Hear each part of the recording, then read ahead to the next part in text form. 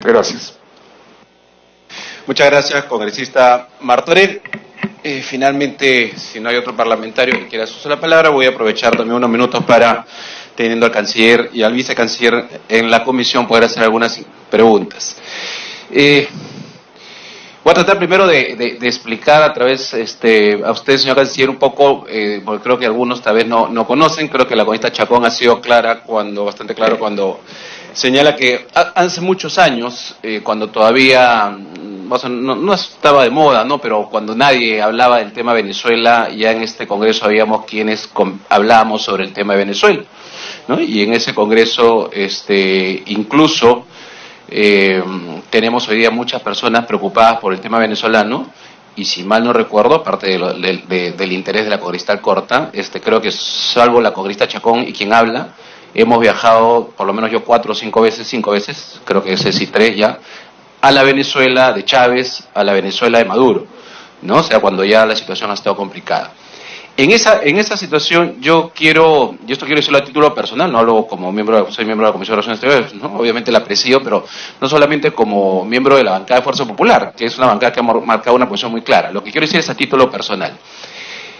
Yo saludo, como todos, la posición de nuestra Cancillería, más lo he dicho siempre, lo seguiré diciendo públicamente, no solamente con el actual gobierno, con cualquier gobierno, la relación casi de coincidencia con el aspecto de la política internacional, que finalmente es quien maneja la Cancillería, y con las decisiones que toman a usted y al vicecanciller y a todo el equipo que acompaña a la Cancillería. Creo que, a veces lo veo como una isla de profesionales, de gente de carrera y gente que hace su trabajo como corresponde. Creo que lo que ustedes han venido haciendo en el tema de Venezuela es sumamente importante.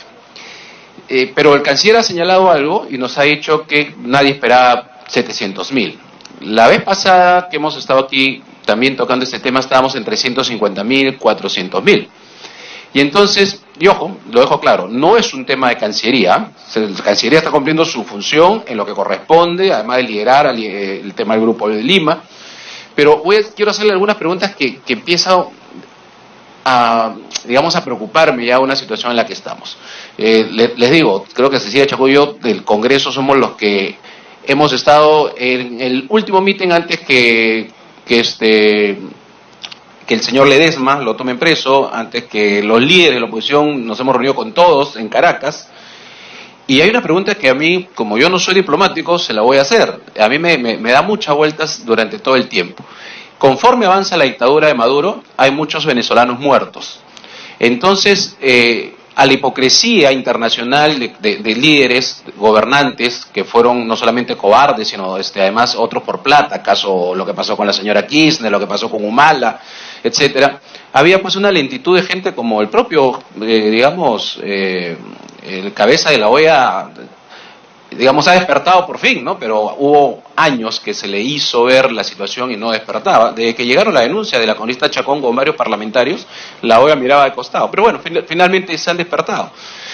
Pero ahora siento que hay una situación y no lo digo, repito, nuevamente por Cancillería, que ya no bastan los comunicados. Es decir, se reúnen los países y sacan un comunicado que puede ser muy duro, ¿no? Pero más allá de lo que puede hacer uno con el papel del comunicado.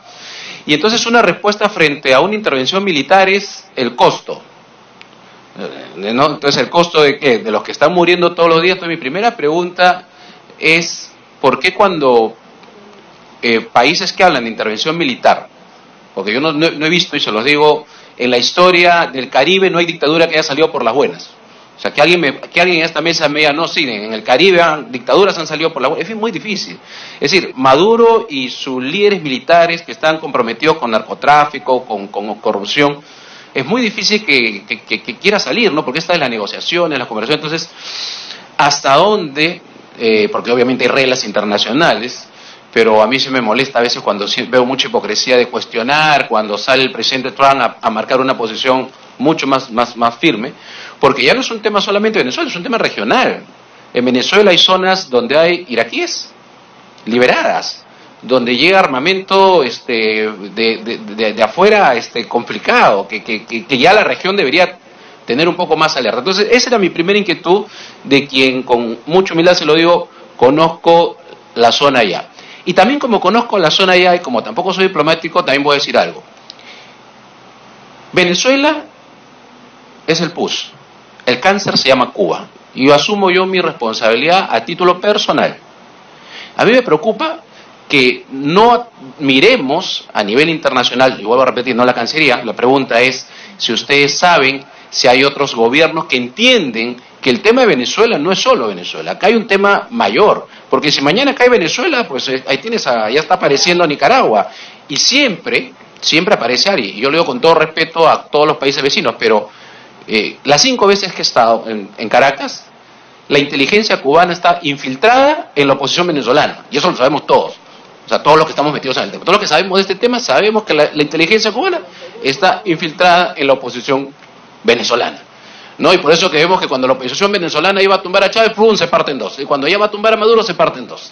Entonces, salvo, y cualquiera de estos temas lo podemos hacer si quieren en reserva, yo lo estoy diciendo abiertamente porque no tengo felizmente la responsabilidad que tiene el canciller, pero que sí me preocupa porque siento que no se están viendo los temas directamente, ¿no? O sea, cuando uno va a Caracas sabe que manejan las notarías, que está la milicia cubana, o sea, quienes disparan a veces no son venezolanos, al pueblo venezolano. Entonces, esa situación, y más allá del respeto obviamente también al pueblo cubano, lo digo a nivel de política internacional.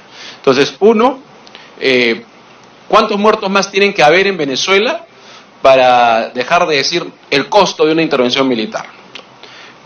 Dos, digamos, todos criticamos a Venezuela, pero hay otras dictaduras que las miramos complacientemente, no algunas, ya nos hemos acostumbrado, ya vivimos con ellas 50 años como si no pasara nada, es un adorno más en la región americana, ¿no? O sea, ya no nos interesa. 3, sí, pues hay potencias amigas, o son potencias amigas, que han marcado una posición. ¿Qué tan difícil va a ser eso para que nosotros marquemos una posición?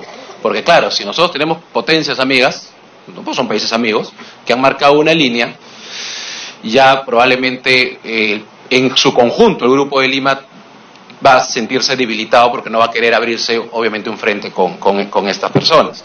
El tema de los servicios es evidente que lo ha dicho el canciller y hay que entender al ciudadano peruano porque nosotros, y cuando digo nosotros sí me refiero a mi partido, cuando hemos apoyado mucho el tema de Venezuela y bienvenidos todos los hermanos venezolanos, y acá se ha puesto el ejemplo de Perú, cuando ha viajado los peruanos a migrar a otros países, no es pues lo que está pasando hoy día, o sea, hoy día es un éxodo, o sea, no es incomparable lo que ha pasado con otros países con lo que pasó, hoy día es un éxodo, entonces en ese éxodo uno puede mirar experiencias en Europa, y los problemas que se han generado con éxodos de ese tipo, ¿no? Y obviamente yo todo en contra de cualquier expresión xenofóbica o cualquier tipo de estas personas que quieran aprovechar políticamente el tema, pero no es una situación normal.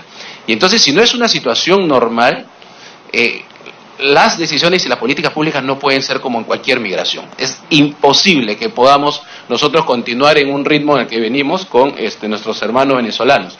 Por ejemplo, acá lo han dicho y eso tiene que convertirse ya en ley. O sea, primer extranjero capturado en nuestra delincuencia a la frontera, de frente. O sea, ni perder plata en meterlos a la cárcel, o sea, a la frontera y se devuelve a su país, sea el país que sea, pero obviamente estamos hablando de esta migración. Entonces, con este éxodo, nosotros ya deberíamos preocuparnos, no porque no queremos a los venezolanos, al contrario, soy una de las personas, con el presidente Guaidó hemos estado hace 4 años, nos visitó, cuando todavía estaba Mami Leopoldo López, que venía liderando esa reunión, y nos hemos encontrado ahí en Caracas, pero nosotros, cuando escucho que va a haber una reunión con ministros de Salud y Educación, y sé que no es el ámbito de la Cancillería, pero se lo transmito, no puede ser decisiones como en cualquier caso. No es una migración normal, este es un éxodo. Y ese éxodo sí, pues también tenemos que decirlo, tenemos que pensar en nuestros connacionales. O sea, nosotros tenemos la ventaja competitiva que es económica hoy día, es que tenemos una gran masa que no nos ha costado capacitación y está capacitada. Es más o menos el 50% de esa migración. O sea, eso económicamente es una ventaja. O sea, es decir, no hemos invertido en un capital humano que ahí lo tenemos y que deberíamos aprovecharlo. Perfecto. Pero tampoco nos puede cegar eso que es una ventaja económica, que además no tendría por qué generar problemas económicos, en un país como el nuestro, que en vía de desarrollo a la justa tenemos, digamos, servicios sociales para los connacionales y pensar que este éxodo va a quedar así nomás. Esto va a requerir de una situación distinta, como de poner inmediatamente a los que no son nacionales en frontera, si es que es el link. Y el otro tema que también entiendo, me gustaría saber qué es lo que le compete en el caso de la extradición del expresidente Toledo a Cancillería, porque tal vez muchos de los temas que nos preocupan no es competencia de la Cancillería. Por ejemplo, si es que en mayo empieza recién a armarse el expediente, quiere decir que aquí en el Congreso nos han mentido, ¿no? Porque en mayo se presentó. Porque acá se sabía que se iba a conseguir abogados, que eso sí es un tema del Ejecutivo, hablo del gobierno anterior y después empezando el gobierno actual. Y entonces finalmente los abogados, no sé si hasta ahora tienen o no tienen abogados. Entonces, ¿cuál de lo que le compete a Cancillería y qué otro tema, digamos, que más de competencia de Cancillería podría ser de otro sector, se requiere para el caso de la extradición del señor Toledo, del expresidente Toledo? No habrá habido, digamos, lo último que nos hemos enterado son cosas que ya estaban casi dichas, ¿no? O sea, ahora ya sabemos más bien que no era 20, sino 38, pero, ¿no? O sea, hay cosas que estaban tan listas como para que no se requiera, se han ido, creo, a Israel a traer más información de otra persona, pero eso ya estaba avanzado, ¿no? Entonces, ¿qué es lo que a qué le compete a Cancillería, qué no le compete? Porque hay una preocupación de esta detención, además vergonzosa, que hubo de un expresidente en Estados Unidos, y que claro, y algo no hemos hecho porque eso hubiera sido un motivo para poder traerlo al señor acá, para que pueda rendir a la justicia, ¿no? Un caso que tampoco le compete, y ya termino con esto, a Cancillería. Ahorita leo. Yo mandé, fíjese, en septiembre del 2018 hice una consulta al ministro del Interior sobre un caso de migraciones. La ciudadana, creo que ustedes también lo conocieron, Rosa María Payá. Para quien no conoce a Rosa María Payá, ella es hija de un cubano que fue asesinado por el dictador Castro, ¿no? Porque por si acaso hay dictadura en Cuba, para los que creo que se han olvidado, no les veo a ustedes, me refiero a, ¿no? Algunos se han olvidado. Mataron al padre de Rosa María Payá, y Rosa María Payá, que es una activista, además de la libertad en varios países, ella viaja mucho, pero las 2 veces que ha venido a Perú, ha tenido problemas en migraciones. Le han hecho una alerta de Interpol, cuando ella no tiene ninguna alerta de Interpol. Y entonces, en septiembre del 2018 le hago una consulta al Ministerio del Interior para ver qué ha pasado, y hasta el día de hoy no pueden responder quién activó una alerta, qué funcionario de migraciones le dice, la para antes que pase a Perú y la lleva, porque es un tema muy extraño, y vuelvo a repetir con todo el respeto que le tengo a todos los países vecinos, pero no me extraña que la inteligencia extranjera no parece que esté hasta migraciones peruanas, ¿no? Pero lo dejo ahí. Entonces, estas inquietudes, reafirmándole mi saludo y mi felicitación al trabajo que hace Cancillería, no me refiero a ustedes, pero como ciudadano peruano, que este es un éxodo que está afectando muchísimo, y como ciudadano del mundo, aquí lo hemos dicho con Cecilia hace 5 o 6 años en el Pleno, Venezuela es un peligro y ahora está demostrado que es un peligro, pero hay que mirarlo como lo que es, porque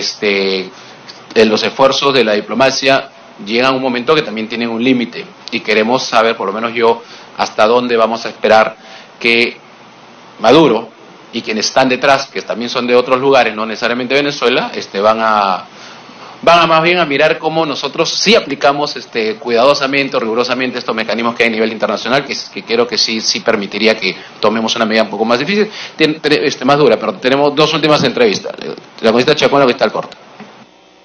Gracias, presidente. Algo muy breve, porque preocupa a uno revisando las redes y demás, aunque sabemos, no lo que opine la mayoría de la población, pero siempre hay que aclarar, porque se utiliza esto en contra de los parlamentarios y en contra de intereses que lamentablemente no son los ideales.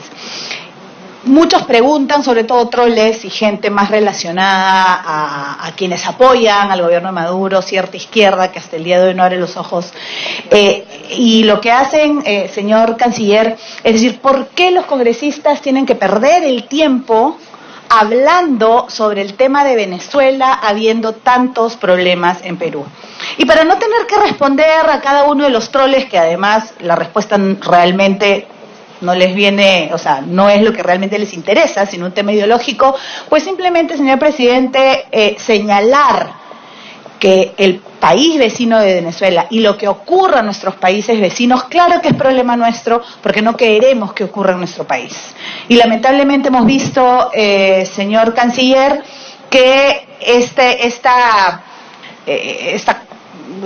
tipo de gobierno, se ha querido contagiar a muchos países, en algunos casos lo han logrado, en otros casos no, y no queremos que se instaure aquí. Eso por un lado. Y por otro lado, estando los venezolanos en territorio peruano de manera legal, es ya también un problema para las autoridades peruanas, para todos nosotros, porque obviamente va a influir para bien o para mal en nuestros propios conciudadanos. Por eso lo que aquí estamos haciendo, señor Canciller, es ver cómo esta migración venezolana beneficia al país y por lo tanto también a los ciudadanos peruanos, sin dejar de lado ni mucho menos a quienes representamos. Muchas gracias. Simplemente para aclarar, presidente. ¿Congresista Alcorta?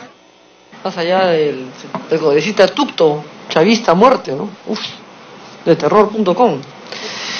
Sí, el presidente, a través suyo al canciller, cuando vinieron las casas del alma tuvimos mucha preocupación acá en el Perú porque nos invadieron, pusieron cerca de 160 casas del alma acá en Lima. Yo he tenido la oportunidad de estar en Venezuela varias veces también. El Hotel Chávez incautó todo lo que pasó, todo lo decomisó.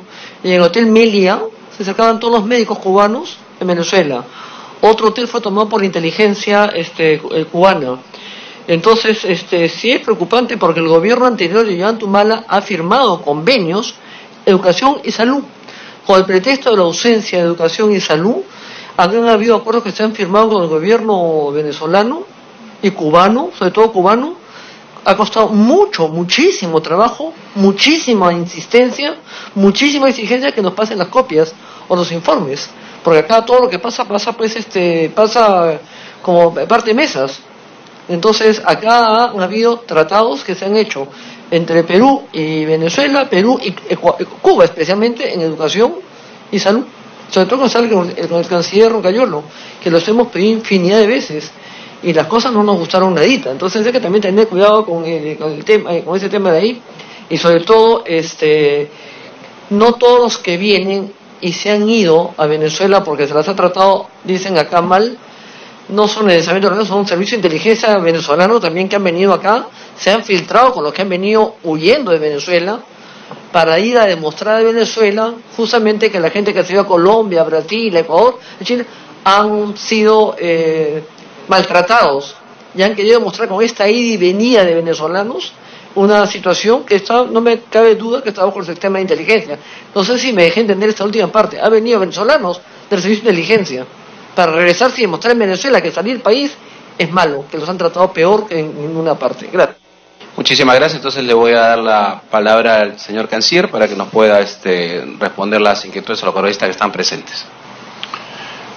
Muchas gracias, señor presidente, por su intermedio, porque hay varias preguntas que se repiten, tal vez en una pregunta que pueda, digamos, responder de manera general a todos los cuestionamientos.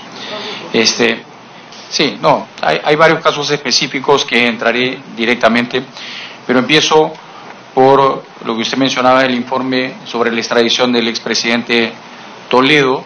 O sea, lo vamos a hacer llegar tan pronto como sea posible, si posible esta tarde o mañana, porque lo tenemos listo, y agregarle simplemente ahí que el rol de la Cancillería es un rol de seguimiento. Nosotros recibimos de la Fiscalía, de la parte correspondiente a cooperación internacional, el día 23 de mayo, el expediente, y el 25 de mayo a las 9:30 de la mañana estaba en el Departamento de Estado en Washington. Y a partir de eso lo que hacemos es un seguimiento a través de conversaciones con funcionarios diplomáticos americanos para saber cómo va el proceso, ¿no? El abogado del Estado tuvo dos roles. Uno, porque se le contrató al mismo antes, que es Holly Hawk, el mismo estudio de abogados que defendió a Panamá en el caso de Martorell. Digo defendió porque Martinelli, perdón, de Panamá, Martinelli en el caso de Panamá, ya, o sea, no. Bueno, en todo caso, ahí lo que se hizo es tener un primer informe para ver cómo se presentaba el expediente de extradición, y ahora se le ha contratado para hacer un seguimiento del procedimiento. Según el Tratado de Extradición, el que defiende los intereses del Estado peruano es el fiscal americano. O sea, y el fiscal americano es el que recibe toda la información del Departamento de Justicia y él es el que está presente en el juicio que se abre para decidir si procede o no procede la extradición ante un juez federal de los Estados Unidos. Y este caso será un juez en California. Lo que hace el abogado es un seguimiento para estar informando al gobierno peruano, ¿no?, si hay alguna forma de fortalecer algunos aspectos del proceso, ¿no?, de acuerdo sobre todo a las leyes americanas, porque son procesos que son un tanto largos, porque una vez que termina la decisión del juez federal, la persona, en este caso solicitada en extradición, puede solicitar un habeas corpus, ir a otra instancia, hasta agotar todas las instancias judiciales, ¿no? Recién vamos a tener la posibilidad de que sea extraditado. Por eso es que no existen plazos y el promedio es el plazo que hablábamos al principio y que de eso se trata. Pero, yendo al inicio, agradezco todos los comentarios que se han hecho sobre la visita al Putumayo y la postura de la Cancillería respecto al tema venezolano, y coincido plenamente que aquí lo que tenemos es un éxodo. Por eso decía en la presentación, esto nunca lo hemos visto en Sudamérica. O sea, que salgan en tan pocos años de un país un poco más de 3 millones de personas y que definitivamente escojan a los países de la región como países de acogida, ahí se expresa la solidaridad. Siempre hemos recordado anteriormente que el Perú es un país también de migrantes, y es un país de migrantes, por lo tanto tiene la obligación moral de ser solidario ante la migración, porque queremos que nuestros conciudadanos, cuando vayan a otros países a asentarse o a residir, ¿no?, definitivamente sus derechos humanos estén preservados y que tengan todas las posibilidades necesarias para insertarse en los países de acogida. Y en ese contexto, lo que decíamos es, como ya el éxodo realmente es de una magnitud que no se tenía pensado, obviamente las políticas públicas de nuestros países tienen que adecuarse en términos de emergencia o de urgencia a esta situación. Y por eso es que nosotros planteábamos el asunto de la visa. Pero también han mencionado varios congresistas, empezando por la congresista Alcorta, que aquellos que cometan delitos menores deben ser deportados. Y eso es una norma que existe en términos migratorios, en términos de lo que significan las leyes de extranjería, y ahí estamos justamente coordinando con el Ministerio del Interior para que procedan a aplicar esas normas. Sí. A ver, interrupción con esta corta. Me parece bien, pero yo tenía entendido que las personas que delinquen en el Perú tienen que pasar de todas maneras por un proceso fiscal y judicial acá en Lima antes de... Ese es el quid del asunto. ¿Por qué se delinquen? Manos en la masa, chao, ese mismo día. Ok. Canciller. Una precisión sobre eso. Tiene razón en una parte en que si son delitos graves tienen que ser juzgados acá. Si hay delitos graves, o sea, de algún asesinato o lo que sea, eso tiene que pasar de oficio por un proceso judicial. Me refiero a los delitos menores que están ocurriendo en varios lugares de la ciudad y que esos automáticamente se puede aplicar las normas migratorias vigentes en el Perú que tienen que ver con la deportación o la expulsión. Exactamente, en flagrante. La última interrupción con esta Aramayo.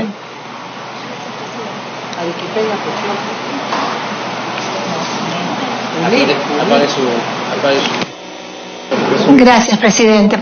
Canciller, es importante hacer la disquisición de cuándo son delitos menores, que entiendo que son las faltas, robos de celulares, etcétera, y los graves son aquellos que tienen una condena mayor a 4 años que implica carcelería. En todo caso, habría que decirnos cuántos casos, para ejemplificar, de migrantes han sido deportados, porque esto tiene que pasar por una contrastación. Entonces yo no sé si usted tiene una información que puede ilustrar lo que nos comenta. Gracias, presidente. Gracias. Canciller, gracias por culminar. Por su intermedio, señor presidente, a la congresista Aramayo me comprometo a darle esa información posteriormente, porque no la tengo en el momento. 2 asuntos que tienen que ver con... luego entraré otra vez para casos específicos en el tema de Venezuela, pero sobre UNASUR. UNASUR, el único país que ha denunciado el tratado hasta ahora es Colombia. Ecuador ha expresado su intención de denunciar. Pero además de eso, varios países de la región que ya habíamos suspendido nuestra participación en UNASUR desde la Cumbre de las Américas, también hemos expresado por escrito a la presidencia pro tempore de UNASUR, que la tiene Bolivia, nuestra intención de proceder a la denuncia. ¿Qué significa eso?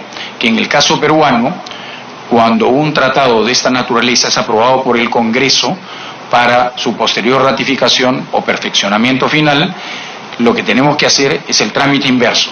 Vamos a solicitar al Congreso de la República que proceda a tratar este asunto, y una vez que se apruebe la denuncia por parte del Congreso, se ratifica y nosotros procederemos a expresar la denuncia como corresponde. Sí. No llegamos.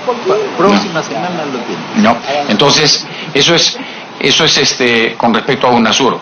Y lo que ha ocurrido en Santiago es un reconocimiento y agradecimiento al presidente Piñera por su iniciativa, y se ha decidido crear un espacio para negociar un nuevo proceso de integración sudamericano.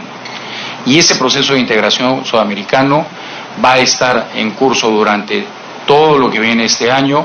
La presidencia pro tempore la tiene Chile y la próxima cumbre será en Paraguay, en Asunción. O sea, pero lo que queremos decirles es que este proceso de integración, visto desde el punto de vista de Cancillería, tiene que ser inclusivo. O sea, esperamos que todos los países y el país, ¿no?, que no estuvo presente, que es Venezuela, que Venezuela posteriormente, cuando recupere su democracia, entre a este proceso de digamos, como se llame, pero que es un proceso de integración sudamericana. Eso es importante. Eso no va a demorar mucho. Recuerden ustedes que crear UNASUR llevó más o menos 3 años y medio. Esto creo que puede ser bastante más rápido, pero hay una coyuntura política, que es la coyuntura de Venezuela, que definitivamente tendremos que resolverla para que este proceso de integración sudamericano sea totalmente inclusivo, ¿no? Efectivamente, en la OEA se ha tenido una actividad un poco más intensa últimamente sobre Venezuela, y ahí vamos a continuar haciendo todas las gestiones necesarias para que la presión internacional, que es muy importante, tiene que acompañar las acciones internas que está haciendo el presidente Juan Guaidó para movilizar a la población venezolana y conseguir al final que se retire Maduro y su cúpula, ¿no? Justamente ese es un asunto de votos, y todavía no tenemos los votos. Hemos conseguido 19 votos en la última resolución, que es sobre la ayuda humanitaria, y que definitivamente hay algunos países del Caribe todavía por trabajar. Estoy más de acuerdo, no puedo estar más de acuerdo con la congresista Alcorta, que sobre lo de la Alianza del Pacífico y todas las cosas que estamos haciendo también sobre OCDE, el seguimiento que tenemos con respecto del Brexit y nuestro futuro acuerdo, que esta semana creo que vamos a firmar ya el acuerdo con el Reino Unido para que las condiciones que tenemos hasta ahora continúen, y esas condiciones son del acuerdo con la Unión Europea. Sí. Luego, con respecto a una pregunta de la congresista Aramayo, por su intermedio, señor presidente, sobre la cobertura del CIS. La verdad es que el tratamiento no es especial para los venezolanos, es exactamente igual que el para los peruanos. Todos aquellos venezolanos que tienen el PTP tienen la posibilidad de trabajar en el mercado laboral formal, ¿no? Y eso definitivamente, si pagan sus 49 soles, obviamente van a tener acceso al CIS, como cualquier peruano. O sea, todos los venezolanos que tienen acceso al CIS es porque han pagado por ello, ¿no? Eso hay que hacer una precisión porque a veces se menciona que le estamos dando, digamos, una cobertura de salud a los migrantes venezolanos y no a los peruanos, y no es así, eso no es así. Definitivamente hay criterios que nosotros estamos acumulando de varias expresiones de ustedes para poder mejor manejar esta migración. Por eso es que lo importante es darle las seguridades a nuestra sociedad de que vamos a actuar de una manera que, sin dejar de lado la solidaridad, nos permita tener una migración mucho más segura. Y eso requiere que nosotros tengamos que ser, digamos, celosos en verificar antecedentes, evitar los ingresos ilegales y hacer una serie de coordinaciones al interior del gobierno peruano que nos permitan tener, digamos, esta aproximación. Y en ese contexto yo estoy totalmente de acuerdo con las expresiones vertidas por los señores congresistas sobre que la necesidad de evitar comentarios o decisiones que estimulen o alienten la xenofobia en el país. Eso no le hace bien a ningún país y definitivamente nosotros estamos en contra de todos ese tipo de expresiones y consideramos que la discriminación simplemente por ser un migrante no es aceptable. Definitivamente, cuando tocó el tema de Puno y las actividades del gobernador, una de las primeras cosas que hice cuando justamente antes de asumir el gobernador de Puno, yo pedí en uno de los GORES conversar con él y conversé con él sobre el tema específicamente del gas, de la interconexión energética entre los dos países y decirle que este es un tema de la agenda de los dos países, ¿no?, a nivel de los gabinetes binacionales, pero además con comisiones específicas y donde los ministros de Energía y Minas y de Hidrocarburos del otro país están trabajando todas las modalidades para este tipo de integración. O sea, se lo he dicho directamente al gobernador de Puno y me reuní también con los gobernadores de otras regiones fronterizas para explicarles justamente todo aquello que hace la Cancillería y lo que está en la agenda de los dos países, con el objetivo para que tengan claridad de qué es lo que pueden hacer en términos de gobiernos, ¿no?, digamos, de una región y aquello que corresponden al manejo de los estados, ¿no? Y eso ha sido debidamente hecho antes inclusive de que asuma su mandato el gobernador de Puno. Luego hay un aspecto que mencionó sobre los oficios para crear distritos. La Cancillería en esto es bastante acelerada. En ese momento no tenemos ningún expediente en la Cancillería sobre esto porque todos pasan un tránsito que es muy largo, lo sabe la congresista Arauz por su intermedio, señor presidente, para decir que terminan en la PCM, pero hay que consolidar las opiniones de muchos sectores para la creación de un distrito, ¿no?, y después involucran diferentes sectores. También decirle que lo de la visa humanitaria son una serie de requisitos que se piden, ¿ya?